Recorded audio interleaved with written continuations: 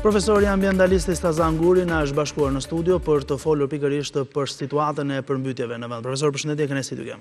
Mirë jeta, përshëndetje. Kënaqësi t'ju kem gjithmonë në studio, ndërsa për situata të tilla është nevojshme në fakt edhe diskutimi me një njohës të mirë, sikurse jeni edhe ju i ambientit dhe territorit, çka duket që në një pjesë të mirë të Shqipërisë, disa qyteteve kryesore, përmbytjet vijojnë ende të jenë problematika kryesore. Në këndvështrimin tuaj, dhe sa ju e njihni, pse jemi pikërisht në këtë pikë sot si pasojë e neglizhencës ndër vite apo dhe vetë dora e njeriut ka gabuar në përmbledhjen e kësaj situate? Shiko, unë kam atë lloj aftësie, bile një muaj përpara e quajta veten 69 vjeç, po e quaja jo 69, po 23 vjeç plus 46 vjet eksperiencë. Dhe me të drejtën i angazhuar në studime gjeologji, hidrogeologji, mjedis, ekologji. Këto janë studimet bazë. Por edhe historia ndihmon, se do ta them një rast historik se si ndihmon historia për të bërë vendimarrjet e sotme ose parashikosh të nesmen. Dhe kam kuptuar dhe i kam mbledhur në disa shkrime dhe në disa thënie përmbytja që ndodhi në Berat 2 muaj përpara me shit vogël, ajo që ndodhi në Vlorë 5 muaj përpara përsëri me shirat e verës, të shpejta të vogla, dhe kam përmbledhur këtë informacion ose këtë lloj diturie që për ju dhe për çdo qoftë ministër apo qoftë një grup të cilët nuk po i shohin më. Dikur në 2012, 2010, ore kishte lezet, delta i shepsi prençi me të meta që kishte organizimi e tjera, po përballeshe, ballafaqoheshe. Unë nuk shoh komisione, komitete, pjesëmarrje të inxhinierëve civil, mua më duken si të strukur, si të fshehur, sikur po pra, pse? Këtë pyetje mund ta bëj unë pse. Tani ti përgjigjem pyetjes tuaj të parë. Po do ta them atë pse. Që kanë ndryshuar shumë gjëra nga 2012-2026, po vemi, për shembull raportet e sipërfaqe urbaneve me sipërfaqet thellëse të shiut janë përmbysur.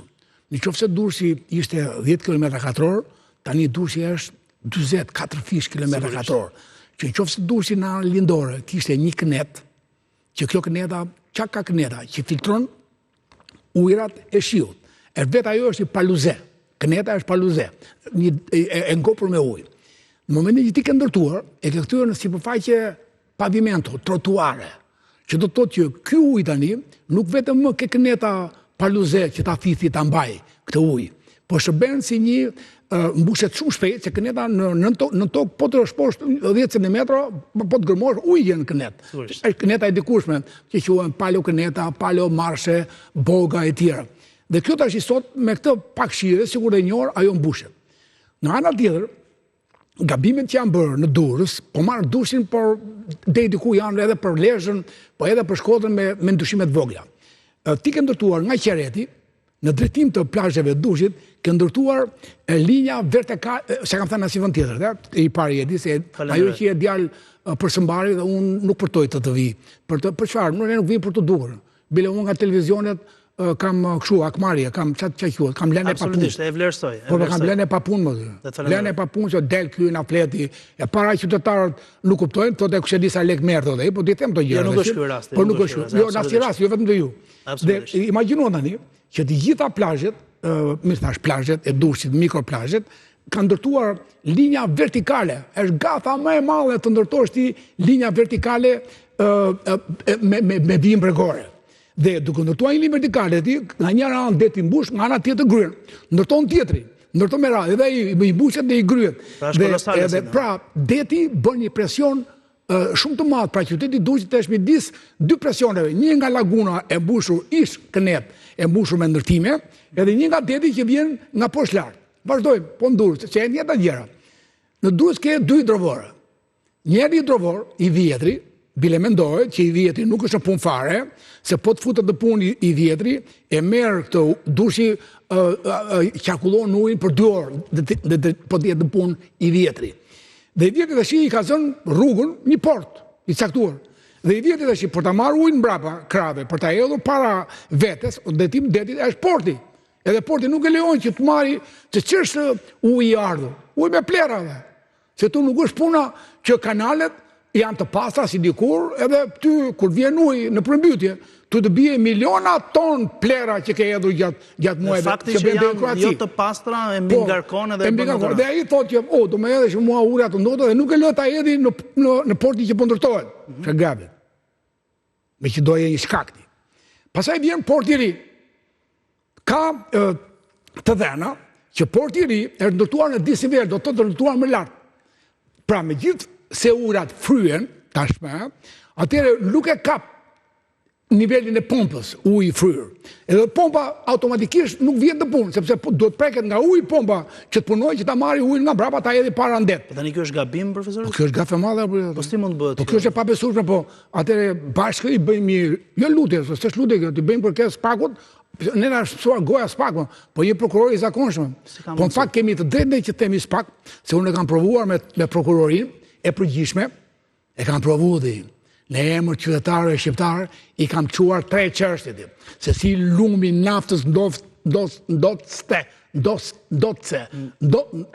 ndotse e lumin e Vjosës, po kur them lum nafte, ai i kanal nafte. Jeni fanatik i gjuhës shqipe, nuk doni të gaboni. Po nuk duhet të gaboj. Po mirë, e ndotse, në rregull, të ka problem. E di, mund të bësh edhe memo tash, i fave e tjera atje, dakord. Se kështu e bëri njëri, eri mori gjysore lajm ai, portale. Absolutisht. Mori gjysore lajm ai, bëri një pyetje me qëllim të keq të vetvetes, e bëri ai, edhe ka nxjerr vetëm atë pjesë që ka bërë ai dhe thua ti profesori po flet fjalë ndyra me të tjerë. Përkundrazi, unë thashë jeni fanatik edhe dashamirës. Unë i fala 30 minuta respekt, dashuri, sinqeritet në lajm për qytetarët.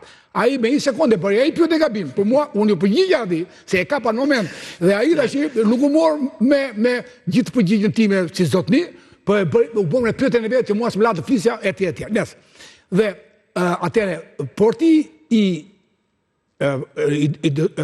hidrovori i vjetër, edhe një herë pra, merr to ujëra që zakonisht dhe normalisht janë të ndotura, për shkak kanaleve të mbushura me qepsilleqe, në çfarë temu tash, do ta them dhe fjalën qepsillek. Dhe detyrimisht që ky port i jetë, ky hidrovor i jetë në port e vet, nuk lejohet. Hidrovori i ri tani, 20 milionë euro, ndërtuar në disnivel, pra të dy hidrovorët duhet nuk kanë punuar më burrë. Me që kërkon një shkak kryesor. Pastaj shkaqet e tjera janë pafund, urdo. Jo, më bëri shumë përshtypje situata që thoni që nuk punon, se në kuadër të një vlere miliona eurosh që janë hedhur. 20 milionë euro. 20 milionë euro. 20 milionë euro. Dhe qofse lumi, qofse ky njohësit e kësaj fushë nuk kanë qenë aty inxhinierët kush e kanë marrë sipër të vetë. Çfarë inxhinierë, ato nuk ti ke parë ndonjë të flasit fare më. Vajti ministri mbrojtjes me 23 veta. Dakor, vajti punën time, por ti nuk e pendoj mbledhje ti qeveria, mbledhje rast emergjencia, se ke dhe 5 ditë shime 100% nesër. Dhe këto u mbytu me 5 orë. Sot ishe diell dhe shi, nesër e ke shi të ender, të premten e ke shi 100%, të shtunë në shi, të diell në shi, të janë del ajo vjen zoti dhe bie dielli. Atëherë, çfarë do bëjnë këto qytete, Shkodër, Lezhë, Durrës, Vlorë, Berat, këto që janë qytete me Fieri, Fieri, që janë qytete me disnivele shumë të vogla me nivelin e detit. Ndërkohë që ne kemi një problem që është botror, që deti ka një rritje sa do e vogël që nuk e thonë nga Afrika ata për mos bërë presione, por deti duke qenë se malet i ke pa të bërë, do të thotë që jemi realisht përballë një ngroje globale, që do të thotë që kjo ngroje globale përkthehet në rritje të nivelit eurostatik botror të detit. Sikur 2 cm, po aq është ideja, 2 cm. Sigurisht. Edhe pak milimetra është zhytja që pëson toka jonë bregdetare, në përgjithësi është tokë që ulet. Nësa mbrapa kurizit të tokës tonë bregdetare, që janë kënetat, këto janë akoma më të ulta se sa nivelli detit. Sepse ne i themi në geologji Piggy Back Basin, basene kuriz deri, që do të thotë që qofse ky është deti këtej, ka një ngritet letë toka, që është duna, që këtë ne kemi shkatru, duna dhe pyet, dhe kjo pjesa mbrapa që është kënetore, kjo është me ullët se nivelli detit. Që do të thotë që detin, qofse ngrihet 1 cm, me anë të dejlaneve, do vishke pyet e me anë të dejlaneve, që del, me që më fletë gjundë, dejlan, del, edhe hyn deti. Dhe deti s'ka nevojë të ngrihet 30 cm të ka përgjej dunën, po mjafton 2 cm dhe pruret e ujit bëjnë që deti të hyjë dhe të pushtoj një qytet caktuar që janë Lezhë, Durrës, Vlorë, Dukat i Fushë ose Oriku me tjerë. Urdhë. Pyetja është kjo tani, profesor. Në raport me hapësirat ose sipërfaqet bujqësore. Po. Pra, nëse në njërin krah ne kemi problematika me përmbytje me disa banesa që është padyshim e patolerueshme, por e kuptueshme ndoshta për rrejnë situata që ndodh një herë, me sipërfaqet bujqësore ne kemi situata dhe të përsëritura, dhe vetë fermerët kanë thënë kështu. Kjo, çfarë raporti ka me Ministrinë e Bujqësisë ose me institucionet e tjera respektive përkatëse që kanë përgjegjësinë? Po na e lidha me Ministrinë e Bujqësisë, po çim do ta ketë ajo përgjegjësinë. Pra, cili është raporti mes tyre? Është një lloj braktisje, është një lloj moskuptimi, mungojnë profesionistët, çdo gjë ka të bëjë me harresën, pra me mospastrimin e kanalizimeve, se kjo është situatë që të vjen ty disa herë, pra, ndoshta 2-3 herë brenda vitit, vit pas viti. Shikoj, vërtet është kjo që njerëzit e mençur, mirë thash, të mençur, inxhinier, të zot, edhe nuk janë ti, ose janë mosh tret si punë ime, por nuk janë aktiv. Qartë. Prandaj edhe ndo jemi shakaj të mediave, profesor, do virë, po i dhe mund, po të më hapër derën si sheiki dhe më. Të më marrësh, makin ka mundi. Po që të më marrë një televizion, më hapi derën si sheik, se vi, guxoj dhe flas. Edhe para se të vi, konsultohem me 10 inxhinier do teknik. Këto gjithë dy probleme do teknike, janë probleme që unë nuk konsultova. E pasaj edhe të tash. Ndërkohë, për pyetjen që po më bën, ka një ndryshim raportit madh midis sipërfaqeve pyjore dhe sipërfaqe të bimësisë lartë, po e quaj pyllin, bimësi e ullët dhe toka bujqësore dhe toka djerë. Në Shqipëri është rritur ose është përmbysur ky raport. Sipërfaqet pyjore nuk janë ato lloj madhështie që një pemë të thithi 300 litra ujë. Ja kam thënë, po e them prap, sepse e vërteta duhet të thënë më shumë se sa mashtrimi. Hektarët që mbajnë 1000 pemë, 1 hektar, 600 dhe 1000 pemë, nuk është në numrin e hektarëve që ka qenë përpara, ke më pak pyje. Që do të thotë që përcjellshmëria e ardhjes së ujit të shiut është shumë herë më e shpejtë se sa 10 apo 30 vjet më parë. Do të thotë që nëse bie shiu në Kukës, vjen për 3 orë në Shkodër. Nëse bie shiu në malet e Mallakasës, vjen për 10 minuta në Vjos. Sepse do të ishte ky sistem pyjor i bimësisë lartë që do mbante këtë ujë gjendje, do ta rezervonte pra. 300 litra për pemë, 1 hektar e 1000 pemë, shumë zi për 10.000 hektarë që ka një zonë e vogël Durrësi e tjerë, do të thotë që ky metër kub ujë, ky ton ujë do mbahesh, do të rezervohesh në masivet pujor. Nuk është shumë e vogël masivi pujor. Vinte tokat bujqësore që do kishte bimësi, do kishte mbjellje, do kishte kanale që do ishin të funksionueshëm. Po kanali është gjys për gjys sot në. Kanali asnjëherë nuk është pastruar në një kanal. I ke me fera, me becka, po ditë që në Durrës ke një kanal që bën njeriu, që hyn njeriu i terri dhe i gjeri dhe ti ke një makinë që ka grumbulluar të gjitha mbetet dhe ke të bllokuar në stadiumin e Durrësit, ke një makinë aty që ka bllokuar kanalin dhe gjitha mbetet që vijnë, kjo është bën si barierë, si pengesë për kaluar, do të thotë që ky kanal i mbushur shtrati nga poshtë, do të thotë që një volum ujë jo më 10 metër kub në sekondë. Po ai mund të mbytet me 5 metër kub sekondë, e kuptohet? Sepse kanali po janë të mbushura kanalet. Çfarë kushton bashkisht apo? Po çfarë kushton? Kjo është pyetje që bëj unë. Po bëj unë dy pyetje. Çfarë kushton bashkisë? Po sepse ti kur nuk është bërë tu një projekt urban që të jetë në të mirë të komuniteteve. Edhe nëse është bërë rruga, tuneli, lotusi 1, 2, 3 dhe jetë këtu Turnazës, apo një vepër tjetër që duket ty publike, urbane, vetëm merr shtëpi qytetarësh, pagoj ata me çarek çmimi, dakor? Edhe ti nuk e ke ndërtuar me rrugë inxhinierike që ti të kënaqesh efektet, parametrat natyror, se ke ndërtuar me të qëllimin. Ti ke bërë një zhvillim ekonomik të caktuar, më shumë për të mbushur xhepat, se sa ti shërbesh komunitetit, publiku, qytetarëve. Të gjitha ndërtimet janë nxjerr Zoti më, janë nxjerr natyra më burrë. A mbrem qafti mua, unë jam natyra. Mbrem qafti mua. Prite, do marrësh, do shpërblimin, do marrësh pagimin, edhe quhet Revenge of the Nature. Edhe në një dokumentar që kemi bërë neve me një regjisor shumë të madh, edhe unë kam qenë aktor aty, i vetëm aktor, dhe ishte kjo thënie. Pas keni provuar edhe këtë. Po, që titulli i filmit kështu ishte, Revenge of the Nature, që gjyshi themi ne, të dy me regjisorin, e ndërtoi shtëpinë në Majt Malit. I biri, mosha ime, tash i biri e ndërtoi në Raz. Gaboj po çkati. Nësa djali im tash, 20 vjet, 30 vjet, to 30 vjet mori le nga kryetari se pagoi kryetarin e komunës, kryetarin e bashkisë dhe ndërtojnë mes të rrjedhjes lumit. Dhe kur shef shtëpinë në Drindi, apo në Gjirokastër, apo kudoti në Berat, e shef shtëpinë mund mes të aksit, ku dihet botërisht që ky lloj lumi është shtati normal i Drindit. Dhe ky këtu është shtati përmbytës i Drindit. Qa do t'i që vjen këtu? Do të bësh kujdes. Qa do t'i që vjen këtu, më dhe? E ti tash do të dëshpërblehesh për ta, kur ti ke gabuar që do t'a pagoj kryetari komunës, ose kryetari bashkisë, ose politika qendrore, do të pagoj pikërisht të dëmë dhe ti tash kush e di sa do pagojmë për të dëme që quhen dëme fatkeqësi natyrore, pa thënë dhe fjalë, që nuk është fatkeqësi natyrore. Për aq kohë sa njerëzia, inxhinierët e njohin me harta, me izoipse, se sa shi bie në 24 orë, në 5 orë, në 5 ditë, në 10 ditë, kaq me përqindje sigurie, dhe fatkeqësia nuk është më natyrore, është fatkeqësi njerëzore. Sepse po mos a njitja unë para 1870-ës, që janë bërmatë dhe para ose në Shqipëri 1945-ën, apo dhe në kohën e Mbretërit janë bërmatje, dhe nga ky moment nuk janë më fatkeqësi natyrore, se unë e njoh.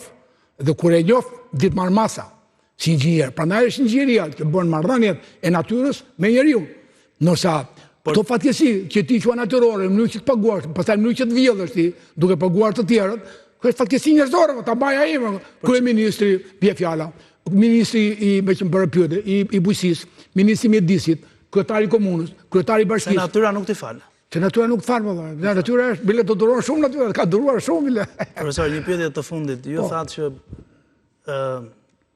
kolegët tuaj ose edhe ju vetë për i kohësh nuk jeni më të thirrur ose të mirë pritur nga institucionet. Ju keni gati 40 vite eksperiencë, kurse thatë ju. 23 vjeç plus 26. Tash i bie 23 plus 27 jam unë, në 70 vjeç. Tani 43 vite eksperiencë.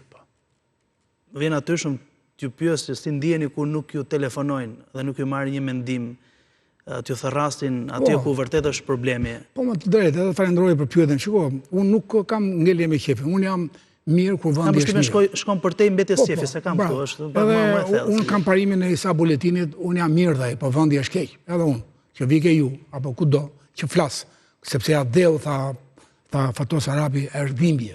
Edhe njëri që do atë deu, ndjen dhimbjen e atë deut. Dhe unë përtaj dhe vi si emisar, si misionar në emisione. Nuk vi për emisione, unë vi për mision ndaj emisioneve, apo ndaj njerëzve. Po, ndihesh keq. Që mos të kishe inxhinieri si në 38-ën, 35-ën ADD. Po të kesh inxhiniera, i do teknik pa numër. Inxhiniera gjeologë dhe gjeologë si jemi ne pa numër.